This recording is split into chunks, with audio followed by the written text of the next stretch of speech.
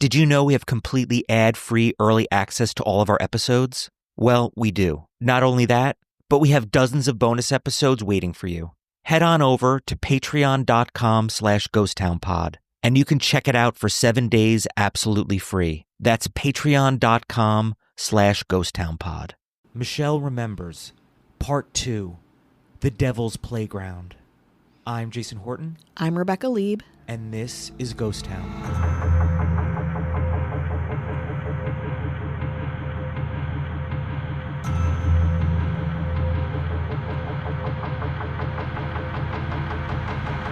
Welcome back to Michelle Remembers, a shocking tale of Michelle Smith's recovered memories around her satanic ritualized abuse. Or was it? We'll get into the effects of this salacious memoir right now in Part 2 of Ghost Town's Halloween series, Michelle Remembers, The Devil's Playground. In 1980, the book Michelle Remembers burst onto the scene, promoted with articles in People magazine and the National Enquirer. Pazder and Smith also toured the United States to promote the book. The book was 372 pages and included a few black and white photographs, which allegedly show a mark left on Smith's arm that supposedly appeared after she remembered Satan touched her, and the face of Satan appearing in smoke, which is, if you look at it, a bit of a stretch. That being said, the book was a gigantic success, earning Pazder and Smith a $100,000 hardcover advance, $242,000 for paperback rights, royalties, and even a potential movie deal. It became this cultural moment in Canadian history, and even now is recounted by Canadian youth as a significant moment in time. But the validation didn't end there. In 1989, Oprah Winfrey featured Smith as a guest on her show alongside Laurel Rose Wilson, another author of a different satanic ritual abuse memoir called Satan's Underground. My next guest was used also in worshiping the devil, participated in human sacrifice rituals and cannibalism. She says her family has been involved in rituals for generations. She is currently in extensive therapy, suffers from multiple personality disorder, meaning she's blocked out many of the terrifying and painful memories of her childhood. Both women's experiences were presented by Oprah Winfrey as fact. Not once did she question the authenticity of any claim in either book. In Michelle Remembers, Pazder and the publisher made a point to say the book's source materials, mostly therapy tapes, were heavily scrutinized and vetted for factuality. However, the accuracy of the allegations in Michelle Remembers were questioned soon after the book was published by experts, friends, family, and many, many journalists. But the book's notoriety transcended its criticism, at least at first.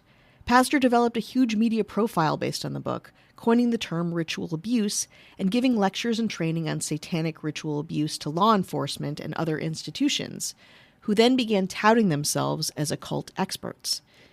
As Blanche Barton, Magistra in the Church of Satan, explains in the documentary Satan Wants You about Michelle Remembers, quote, "We called them cops for Christ.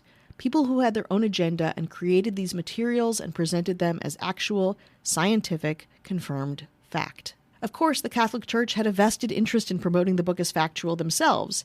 Financing the book's publication and promotional tour, they believed it would inspire people to go back to church and make Catholicism, well, a bit more relevant again.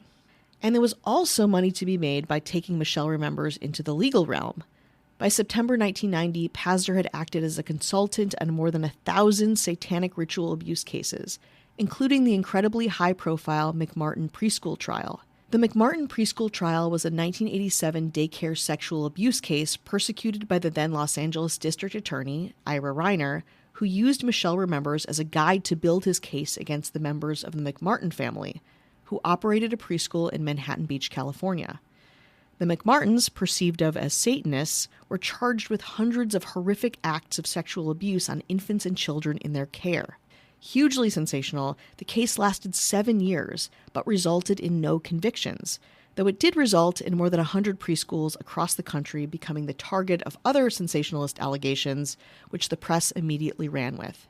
Despite the fact that Michelle Smith and other alleged survivors met with parents involved in the trial to help them, allegedly, quote-unquote, recover memories, in 1990, all charges were dropped, resulting in a succession of the longest, most expensive, and most ineffective, in my humble opinion, of criminal trials in American history.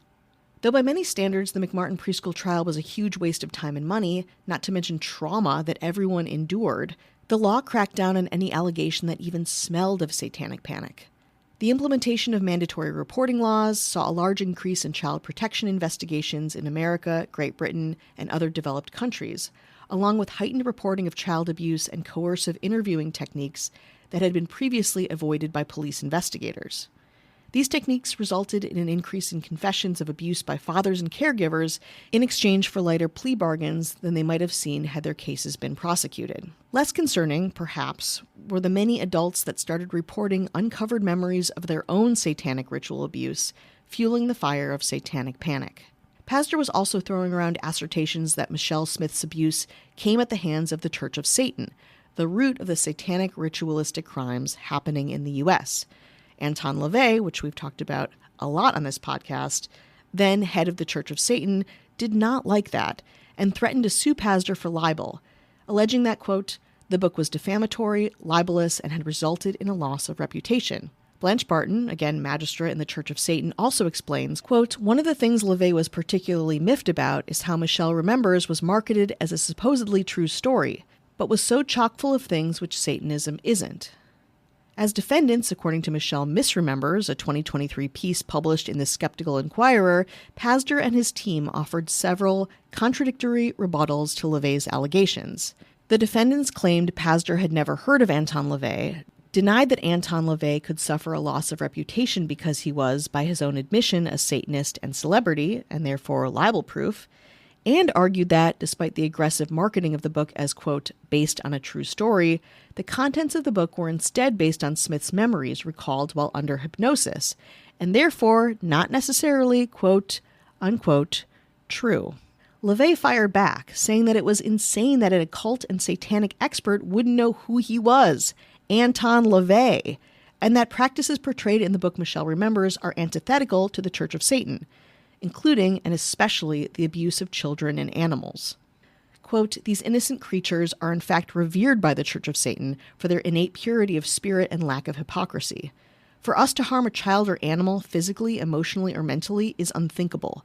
These heinous acts attributed to the Church of Satan by Michelle Remembers are profoundly misleading and damaging to the Church of Satan, my wife Diane, and myself as a leader. We feel defamed and feel we have all been put in a false light. Pazder eventually withdrew his assertion that the Church of Satan had anything to do with Michelle Smith's abuse, and took the mention of the Church of Satan out of the next edition of the book. This also helped critics of the book understand how perhaps Michelle Remembers was not all it was marketed to be. But the damage was done, and even now, Michelle Remembers' legacy conflates the Church of Satan and Satanism with the many abuses mentioned in the book. But that's just the tip of the iceberg. To go back to Michelle Smith, her family and friends vehemently deny and have always said that Michelle was not abused. In October 1980, investigative journalist Paul Gresco wrote an article for Canadian news magazine Maclean's in which he interviewed Smith's father, Jack Proby, who point-blank denied the allegations. More recently, Cheryl Proby Ostman, Michelle Smith's younger sister, also publicly denied any abuse took place and revealed that Smith's accusations, and of course the book, created a horrible and unsurprising rift in the family. Gresco's piece also noted the lack of police reports, despite the book making many references to reports and police being called on some of the events. And then there's the matter of Michelle Smith and Dr. Pazder's affair. Pazder's first wife, Marilyn, and his daughter, Teresa, explained that during their work together, Smith and Pazder's burgeoning relationship, including many long private trips together between March 1997 and June 1979, led to Pazder's divorce and estrangement from his family. Because of this, Marilyn was hell-bent on proving Michelle Remembers' memories were false. And in the Pazder's divorce proceedings, Marilyn and Teresa were able to recover Smith's elementary school yearbook, confirming that during the 81 days that she claimed to have been captive and horribly abused by Satanists in that one long ritual, she in fact attended school. Like many of the satanic conflicts in history, Michelle Remembers was an effort against cultural progress and new ideologies, differing religions, and opinions on, quote, family values. But of course, it also made Dr. Lawrence and Michelle Pazder, who would later marry, a lot of money, and it fueled anti-Satanist evangelists for years to come. But as media interest in the Satanic Panic died down and insurance companies became less and less willing to pay out for claims of satanic ritual abuse, Pazder slipped into obscurity and died of heart failure in 2004. Michelle Smith, now Michelle Pazder, is still alive and well, and according to her sister in the documentary Satan Wants You, has never recanted or acknowledged her story as false. The makers of the film reached out to Smith twice on the matter, but she refused to participate in any filming. Beyond satanic ritual, therapists and psychoanalysts still debate whether or not memories of childhood trauma can actually be repressed, and how Michelle Remembers paved the way for conspiracies like Pizzagate and QAnon that still hold profound resonance today. The 2023 article published in the Skeptical Inquirer I mentioned earlier said that the book had extremely long-lasting and serious repercussions, perpetuated persistently and consciously by so-called true believers. Quote, "The persistence of conspiracy theories over time reminds us that no matter how much critical thinking and careful investigation might cast reasonable doubt on the belief that Satanists are dangerous child abusers, people who truly believe will continue to try to warn and influence new believers.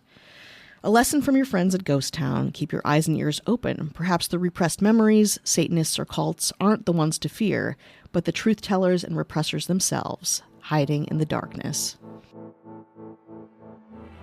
If she came along and said to us, "Hey, I made it all up, I'm sorry," then we would understand. But she hasn't. She's never apologized. She's never, nothing. Whether she made it up or whether Larry and her made it up together, I don't know. But she was able to do it. She had a motive. Her motive was that she wanted Larry as her husband. Do I hang on to you? No, don't. You can let yourself go back to it.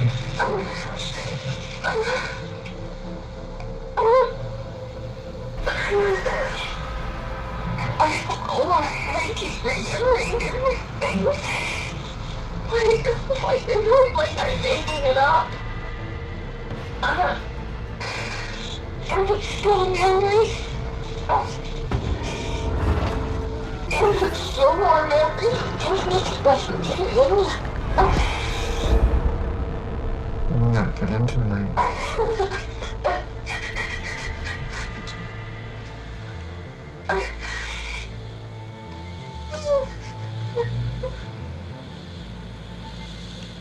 I can't tell what's real anymore. I couldn't tell what was real.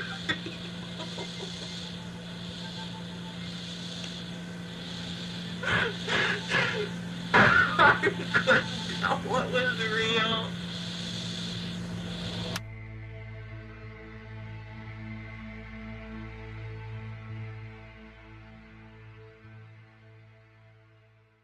Did you know we have completely ad-free early access to all of our episodes? Well, we do. Not only that, but we have dozens of bonus episodes waiting for you. Head on over to patreon.com/ghosttownpod, and you can check it out for 7 days absolutely free. That's patreon.com/ghosttownpod.